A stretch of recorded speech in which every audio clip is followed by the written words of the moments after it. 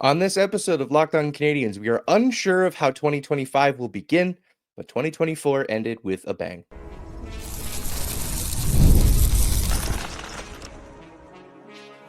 You're Locked On Canadiens, your daily podcast on the Montreal Canadiens, part of the Locked On Podcast Network, your team every day. Hello and welcome to episode 1215 of Locked On Canadiens. Thank you for making us your first listen of the day and for subscribing wherever you get your podcast. Doing that supports the show and ensures you do not miss an episode. We have a banger for you today. Montreal is back in action. Well, I should say they were at the very end of the year and put together, I would say, one of their greatest games of the year so far. So we have that to break down for you. We'll talk about whether or not they are back in the mix. And we have some bold predictions for the year 2025 for your Montreal Canadiens. I am Ian Boisvert, also known as that Maybe It's Ian, and I'm joined as I always am by the active stick, Laura Saba. Laura, 2024 is over. It's done. We can put it behind us. But the one thing I do want to bring forward into 2025 is how incredible the Canadiens look right now. How are you feeling? So by the time you're listening to this, it will be the new year, at least, Eastern time zone and forward. So happy New Year, everybody. The Canadiens ended the year with a game. And okay, Ian, be honest with me, right? When the Habs allowed that first goal, did you think to yourself, here we go again? Because I will admit 100%, I was like, here we go again.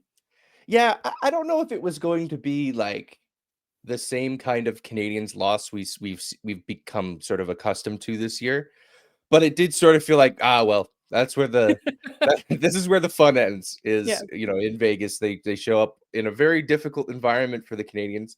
In the regular season, they haven't won there since 2019. Obviously, they've won there in some playoff games, in the weirdest playoff year of all time, where they played the semifinal series against a Western Conference team, and then became the Western Conference champions. Yeah, that was my favorite part. I think they were the first team to ever win both the Prince of Wales and the Clarence Campbell Trophy. I don't think anyone's ever done that. So good for the Montreal Canadiens of that year. But we're talking about this year's Montreal Canadiens, or should I say last year's, the year of 2024. That was one of, if not the best game of the Marty St. Louis era, in my opinion. Yes, they got down early, but their worst period of the game was the second, and they gave up nothing. Yeah, I thought their first period was actually very, very good, they got scored on the two mistakes they made. Right? Like, is that how you saw that as well? Very much so. Well, like the first goal was pretty early, so obviously I started to lose hope. And again, I didn't think it was going to be abysmal, but it was just sort of like, let's come back down to earth, right? It wasn't like I wasn't about to, lose hope entirely. It was just, the Canadiens are just regressing back to the mean. And then you watch the period, and it was a textbook period, right? Not just a road game, but like a textbook period that you want your team to play. And it was really, really good. And then I started worrying a little bit because they made an error. They allowed a goal. And I was like, the Canadiens are absolutely going to need to be perfect for the rest of this game if they have a shot. And then they were perfect in the second period. Yeah. I mean, I thought that the Vegas kind of took the play to them a lot in the second period, but Montembeault recovered from a weak first period. I think he probably would have wanted both of those goals back. Mm-hmm. Yes, one of them he had to go right to left to make the save, but it went through him, right? Both of them kind of went right through him, which I know goaltenders cannot stand when that happens. Cole Caulfield gets Montreal on the board late in the second period with his 100th career NHL goal. Somehow that feels like not as much as I thought it was, but also a lot of goals at the same time. I was at odds with that stat. I just didn't mesh with the reality that I thought I lived in with Cole Caulfield. So, it was nice of him to get that on a really, really great play from his line mates. Yes. And sort of how when you put that line together of Caulfield, Suzuki, and Slafkovsky, that's sort of how you see them scoring. Slafkovsky wins the board battle, gets it to Suzuki, who finds Caulfield wide open somehow on the other side of the ice. It seems like now we've got 2, maybe 3 straight games from that first line clicking. Yeah. Are you feeling that maybe that line is back to what we kind of saw them as last year? I absolutely am feeling that. And I think, we're going to talk about this obviously a little bit later. And I think the fact that Nick Suzuki does not have to play 90 minutes a game is really helping a lot in that he's able to do the things that he really needs to do that nobody else on this team can do, right? And then there's other assignments where now you can rely on other players to take them, so you don't need Nick Suzuki to be the one doing that. And that allows him to focus on the things that he's really good at, which is developing chemistry with his line mates. And the same thing with Uri Slafkovsky. I feel like he's coming back too, and that he's understanding that physical boards play is really what his bread and butter is, right? Like he's not Yeah. trying to be something he's not. And he's got a massive amount of talent, but he's also got size and presence and weight. And I think that sometimes we just forget that if he focuses on that weight as well, if he plays with his body, beautiful things can happen. We're not always expecting him to score the goals. We're expecting him to free up the play. Yeah, I feel like we've come such a long way from rookie Uri Slafkovsky, which was a player who didn't know where he was on the ice at any given time. That player seems like such a distant memory, right? Like now he Only is. like a year and a half ago. I know, but it seems he's a different guy, right? Yeah. You know, Yeah. like he's not only playing stronger along the boards, but I feel like he wants to play on the boards. He wants Mhm. he you know, it's the old like I'm not stuck in here with them, they're stuck in here with me sort of mentality when he gets along the wall. That makes him such a valuable player. And again, it's a part of that player that I think the national media doesn't understand when talking about. Yes, he's a first overall pick. We all know that. Um that he's not going to be the prototypical like first overall pick. That year did not have one. So he's the best version of himself when he is on the wall playing in a playmaker type role. Let's move down the lineup a little bit. I want to go to the third line and give a guy that we talked about briefly before the show started and wanted to give him his flowers in this one. Josh Anderson. What a Um, game. what a game. He was just buzzing the entire evening. The ultimate play of the night comes on a shot block in the defensive zone. He blocks the puck. He ends up getting it up to Kirby Dach, who goes in on a 2-on-1. He goes for the That was a pass game. across the crease. He scores the game winner. It banks in off of a guy, and people will say, "Oh, it's a lucky goal." No, that's always part of the calculus when you're making that cross ice pass.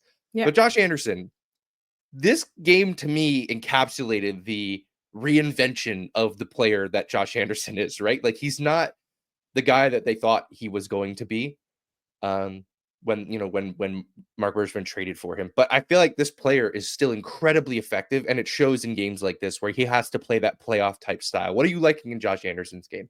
This season's Josh Anderson, honestly, and I think that the thing is, like, he's always billed as this prototypical power forward. You're expecting him to be large, you're expecting him to be fast, you're expecting him to score goals. And I think he's doing the first two things great. He's large and he's fast, and he's understanding how to use that size. He's understanding that he's not just one-dimensional anymore. And it's funny because the years that he scored the most have been the years where he just barrels up the ice really fast, and then eventually the puck goes in. Right? He does it so many times per game that by law of averages, the puck goes in. Whereas now he's really thinking the game differently.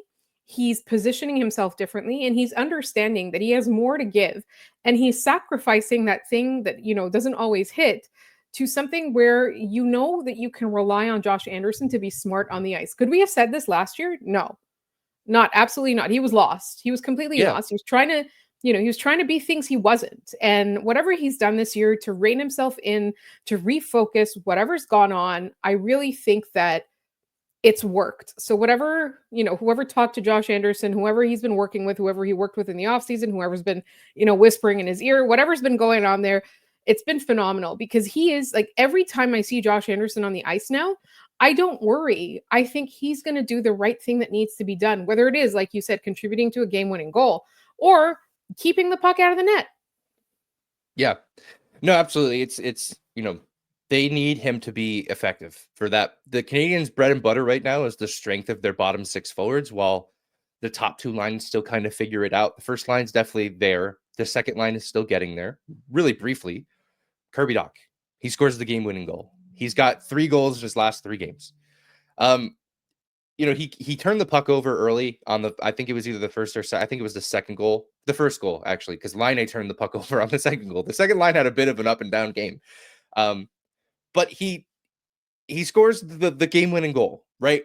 I think in a game like that, you can forgive and forget the two things, the turnovers that line made earlier, because I thought from that point on, they were one of the better lines on the ice, and they were getting tough matchups. The Knights were sending out more often than not the Eichel and Stone line to play against those guys, And I think they performed admirably, and you can't fault a guy when he scores the game-winning goal on a clutch play. He's replaced his third period stick penalties with the third period clutch goals, which is a great turn of face for Kirby Dach. Anything else to add on that What's Up Doc segment? Not for the What's Up Doc, but we're going to talk a little bit more, I think, about just generally how the Canadiens are playing in our second segment, right? Yep. We are going to touch on whether or not the Canadiens are back in the mix.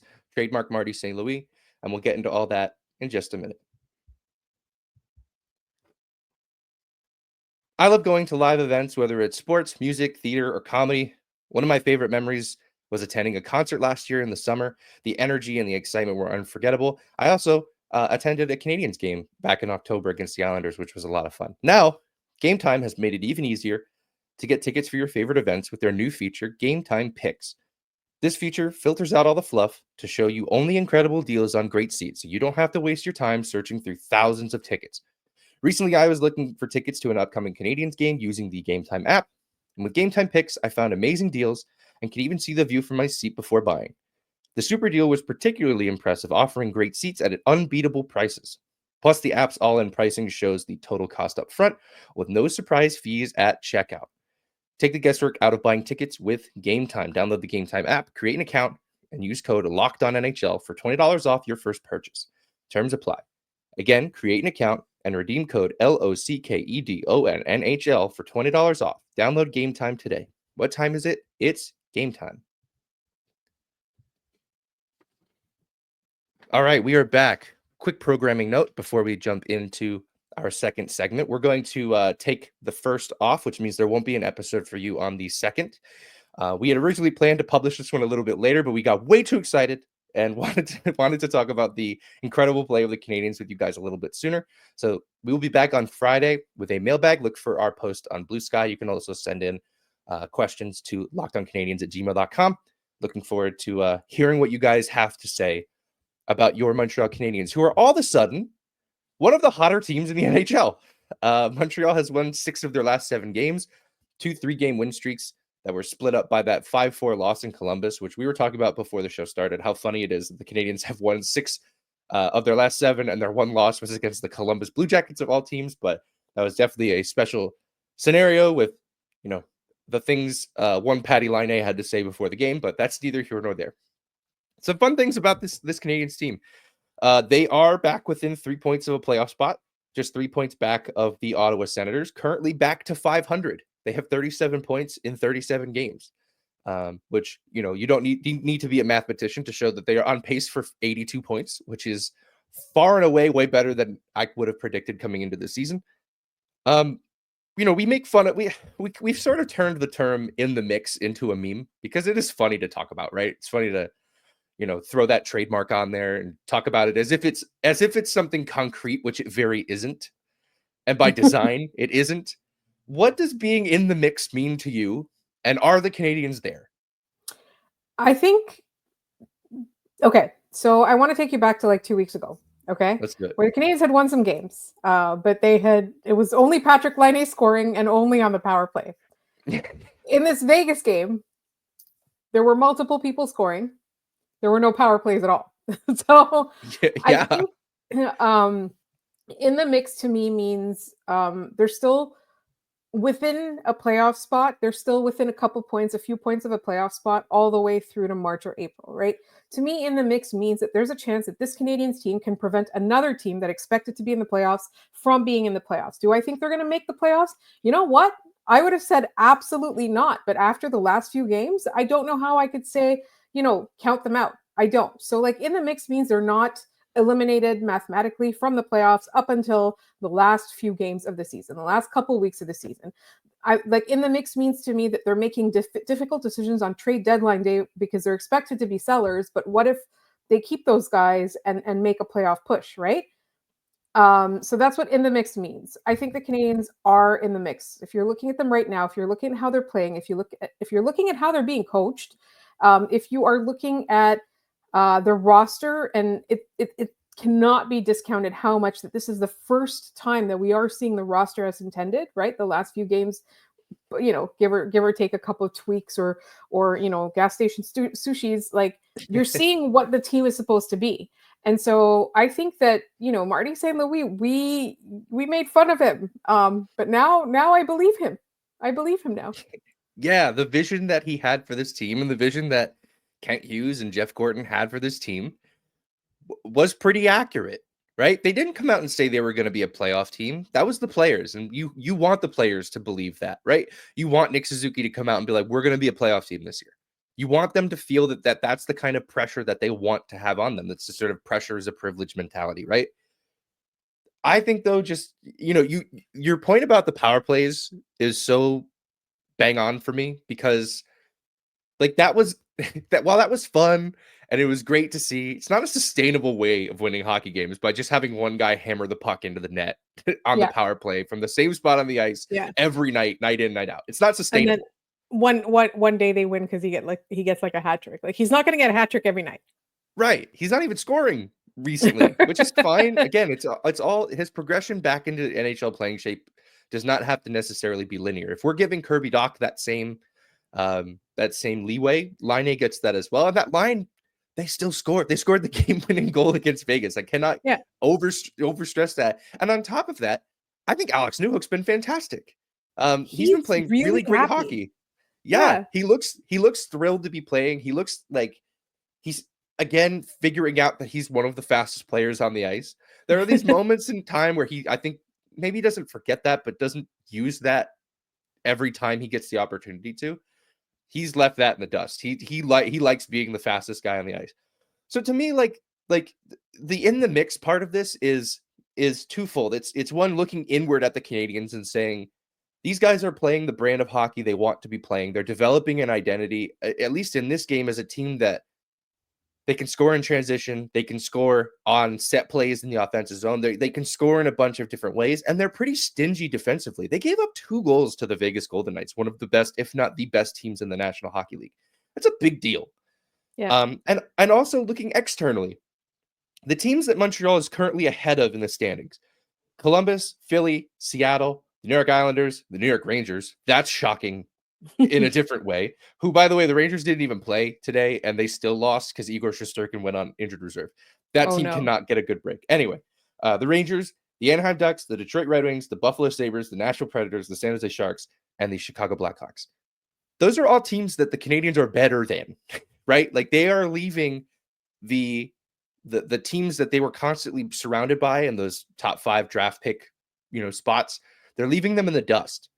That's the separation you want to be considered in the mix. And instead, you're looking at teams as your contemporaries like St.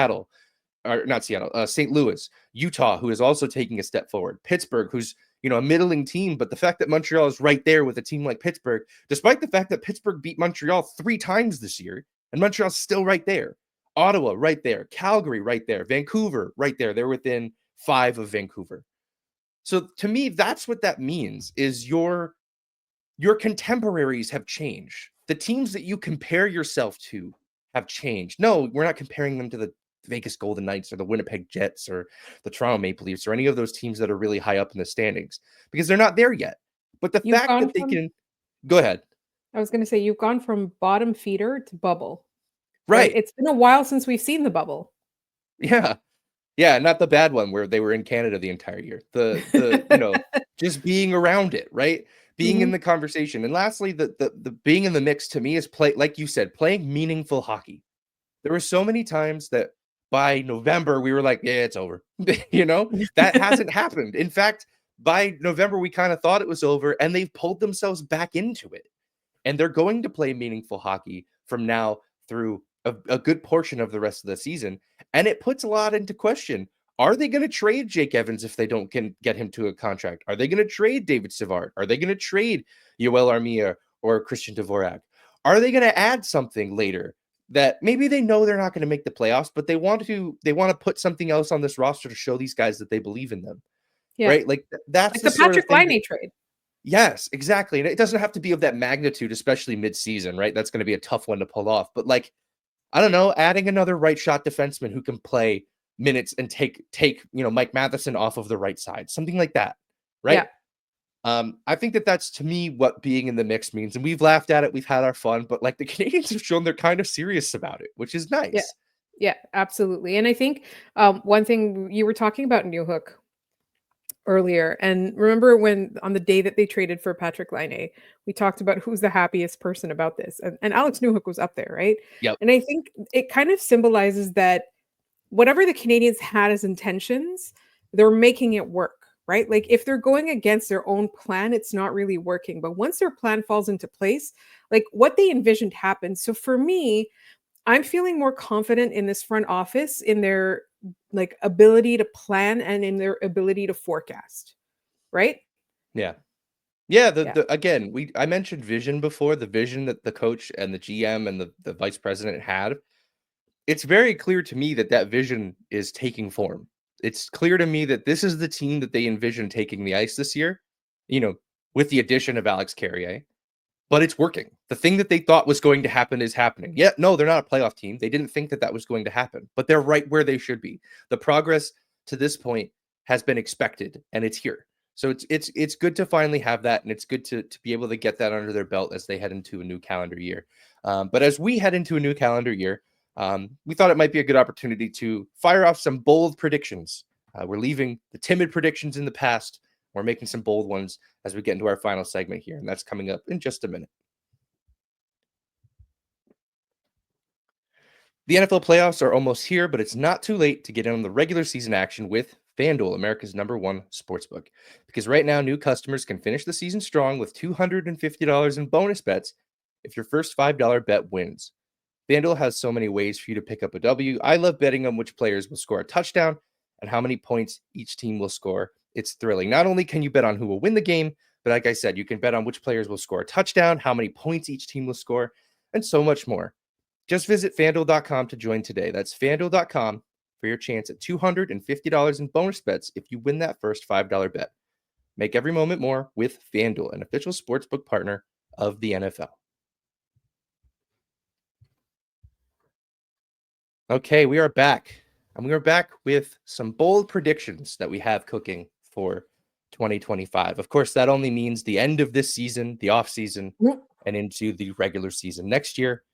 Laura, I'll get us kicked off because this is one that I think I've hinted at over the last little while, but I want to make it concrete now that this is what I believe is going to happen. The Montreal Canadiens will trade their own first round pick at this year's draft for immediate help. Not this year, not this season, but I think they're going to trade that they'll probably be picking somewhere in the late teens, mid-teens with their own pick. I think they trade that for a veteran right shot defenseman who can help them as soon as next year. I think that's where we're headed there. We don't know what David Reinbacher is going to be. We don't know what Logan Mailloux is going to be. They probably want to get that help now and maybe allow those other two to ease their way into the lineup. I think it makes a ton of sense. Tell me I'm off base. I'm going to believe it anyway, but tell me what you think. This prediction is so bold, it could be a limited edition Dorito flavor. I don't think you're off base. I don't. I think that it's absolutely within the realm of possibility. Let's say the Canadiens finish the season like between 4 and 10 points out of a playoff spot, right? 10 points means they might still use their pick. 4 points means they're ready to take the next step. And I think collectively as a fan base, whoever I've spoken to, they think that next year's the year that the Canadiens are going to make the playoffs, right? It's not this year. So if the Canadiens are on the same schedule as we've decided they are on, then absolutely that's what they do. And it could be a massive trade too. You never know. It might not just be their first rounder. They also don't they have, I don't know, Florida, the Calgary, or Florida Calgary? one. Who knows? Yeah. Someone wake me up when that pick is decided. When we know when that pick is, when there's a number next to it, let me know. Other than that pick doesn't exist right now. I do not care. Yes. So I don't think it's out of the realm of possibility. Personally, I still think they pick because I still think that this is going to be the last year that they will be in the, like, I would say in the top 15. Mm-hmm. I think this is going to be the last year in the top 15, or they're going to be expecting that this is the last year in the top 15. So they will use that pick and maybe trade later picks in the draft. But I'm not going to say that, you're off base or out there or anything like that. I do think it's a pretty bold prediction. Mine is that Cole Caulfield is actually going to score 45 goals. We talked about 50 yesterday. We talked about 40 before the season started. I think I'm going to say 45 goals for Cole Caulfield this season. Yeah, and I mean that would still be the new high water mark in my time watching this team, right? Like, who was the last? What was it? It was Domfus, wasn't it? Who the last to score 40? So that's still a high water mark, and it's so funny that we're kind of in the, I don't know if we're in the bargaining stage of, well, he's not gonna score 50, but he'll 45. Though it's funny that the bargaining stage is still the highest amount of goals I've seen a Canadiens player score since I started watching this hockey team play. It is. It's pretty high, right? I think that he's not going to be satisfied with stopping at 30. Yeah, no, I mean, like last year he set a career high in points, and he was disappointed with the season he had, which just shows you that the drive this guy has and the belief that he has in his own talent. But yeah, I think that that's entirely, um, that's entirely within the realm of possibility for him. Um, even if I do think 45 might still be selling him short a little bit, just because again, like I think he can just get red hot and go a couple weeks where he scores 10 goals. And it's like it completely changes the math on, okay, well, now he doesn't need as many as we thought he needs. He needs this much, you know. Same thing with Nick Suzuki, right? Like you set that 90-point bar for him in the last episode, and you do some of the math, and you're like, okay, he needs like 1.2 points per game. It's like, yes, he needs that, but he also basically just needs like a couple games where he has 3 points, right? A couple games where Laine's automatic on the power play and he's feeding him, and we're talking about him being over 90. Like that's the kind of, we talk about these things in terms of rates with players, but in reality, it's, can they just get really hot for like a week and completely change the math for the rest of the season, right? So yeah, I think that's a good one as well. I mentioned earlier that in the last episode with my what did we call them? Not, they weren't predictions in the last, they were resolutions for the year, that Yes. Hudson's resolution was to become the rookie defenseman point scorer in Montreal Canadiens history. And I still think that's a very bold prediction, because I think not so much in just looking at the raw number of he needs 65 points to break that record, just the company he would be considering himself in. Like, we're talking about Chris Chelios, and we're talking about Guy Lafleur is up there, right? Like the amount of points we're talking about here is kind of not irrelevant, but it's not the main story for me. The main story is, look at these names he's going to find himself next to if he does that. And that's what makes that bold for me, is thinking that this kid who's 20 years old is already on the first pair for the Canadiens, already manning the top power play unit, and he's going to find himself in the record books next to Chris Chelios and Guy Lafleur at the end of the season. It's crazy to think about. It's honestly like I'm so excited for the next few years. Yeah. Not just this year. The next few years. I'm so excited for what happens. All right. Any more bold predictions?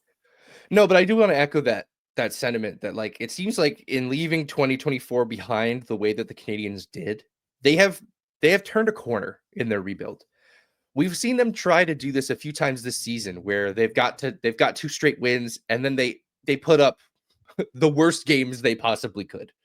And they've now done it twice, where not only did they not do that, but the third game was one of their better ones, or if not their best one of that run. The fact that they just knocked off, like, you look at Tampa, Florida, and Vegas, those are like the last few years of Cup champions, and most of those teams are still intact, if not better than they were when they won. Exactly. It's not nothing. It's not nothing that this team, and I know it's like, oh, it's a 3-game win streak, whatever. Talk to us when you have like 5 or 6, whatever. It matters. The opponent matters. The time of the year historically being a very bad one for the Montreal Canadiens matters. Like, the context in which the Canadiens exist right now matters. And I think that matters a lot when I talk about the end of the year and how I'm very optimistic for the rest of the season for the Canadiens. And I'll be honest, this last week or so has changed my view on this rebuild, where I was sort of just cautiously optimistic about it working. And now I'm very optimistic that the pieces they have in place can work. I mean, Emil Heineman has 9 goals this year. We didn't even mention that. He just scored his 9th goal of the year, this kid who's playing his first NHL season. We didn't even think he was going to be an NHLer. Like, we were so skeptical about him. Yeah. And there he is, full-time NHLer. Yeah. No, absolutely. So nothing but good vibes for the Montreal Canadiens exiting 2024 and entering 2025. All right. We have to get to our trivia from last episode and give you our answer and get to the next question. So last episode, The question was, 2 Montreal Canadiens are tied for goals scored in regular season games where the Canadiens lost. These are Canadiens players all time. Who are they? And I don't believe anybody got either one of these players right. The answer is amazing. The answer is spectacular. I have to say, I'm very happy with how this one turned out. Maurice Richard is tied at the top with 78 goals. Makes sense. He scored the most of them, and it makes sense that he's up there. And tied for first, and still with the potential to hold first place. Not even potential. It's going to happen this season. Brendan Gallagher, 78 goals in losing efforts for your Montreal Canadiens. He's tied for first place. When that happens, the headline on the show will be Brendan Gallagher passes Maurice Richard in goals count, because it isn't wrong, but it's also very funny to consider. Also on that list, Plekanec in third with 70. Blake and Cormier tied at 64. Suzuki 61. So by the end of his career, he could be past Brendan Gallagher, although we hope we do a lot less losing in those future years with Nick Suzuki. So a very weird question. Shout out to Hockey Reference and their paid service StatHead for helping me find that one. Recommend that if you're a dork like me who likes to look at numbers for no reason. Okay. It's not no reason. You have brought like a whole new dimension to this podcast. I learned so much from you. I really just get bored. Not for no reason. I get bored and I just start like typing in questions, and I always end up finding something dumb to talk about on the show that people seem to latch onto for some reason. All right. With the win in Vegas, Sam Montembeault has beaten every NHL team except for 4. Who are the 4 teams Sam Montembeault has not recorded a win against to this point in his career? So if you get it, put it in the comments on YouTube. We'll pin it and shout you out on the next episode. But that's going to do it for us in this episode of Locked On Canadiens and our first episode of 2025. So we thank you for tuning in and making us your first listen of the day. For your second listen, go find Locked On Fantasy Hockey. Become a fantasy hockey expert and get the edge over your league mates with daily tips from Steal and Flip. Find Locked On Fantasy Hockey on YouTube or wherever you listen to podcasts. Like we mentioned, no episode on January 2nd. We'll be back on the 3rd Friday for your mailbag. So send in those questions. LockedOnCanadiens@gmail.com. Locked On Canadiens on Blue Sky. You can find me at Maybe It's Ian. You can find Laura at The Active Stick. Thanks so much for tuning in, and we will see you on Friday with the mailbag.